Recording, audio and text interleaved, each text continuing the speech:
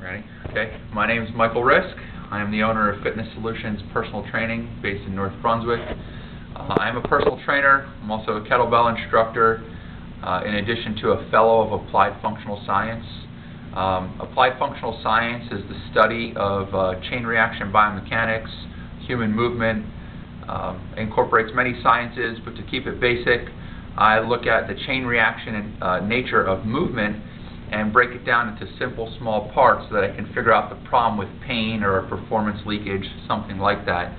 So Bob was kind enough to share with me that he's having a difficulty with the heel kick, which he demonstrated with something like this, where you come in, you're facing your bag or your opponent, and then you spin, and then you kick heel through.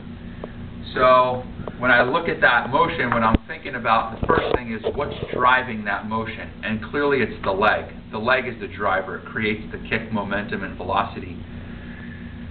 Knowing that that is the driver, then I start to look at the different components. Now, I would look at the fact that his left foot really is his stability foot. It's where he's creating the balance. The power, of course, is going to come through the right leg, but it's dependent upon what the left leg's doing. So the first thing I'll want to do, I'll know that if he's finishing with a straight leg, the first thing he's going to have to do is he's probably going to have to bend it a little bit. So I'll want to first see how well does he have dorsiflexion at his ankle.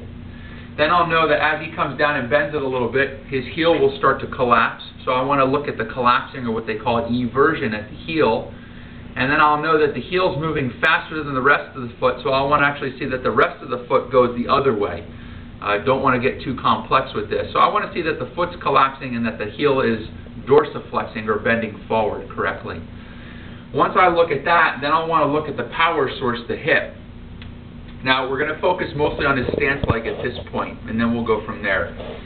In his stance position here, his hip is in a position of internal rotation. So basically this is his hip joint, his pelvis is here, it's turned a little bit, so there's an internal rotation load. If he doesn't load well into internal rotation, that can be a problem, because it's going to take the foot off the ground, and then he's not going to have accuracy or power coming through with this leg. So what I'll want to see is, does the hip flex well, does the hip internally rotate well, and does the hip adduct well?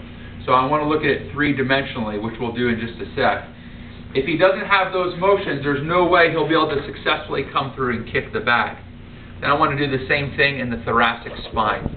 I know that the thoracic spine is a very powerful torque converter. It also goes through three-dimensional motion.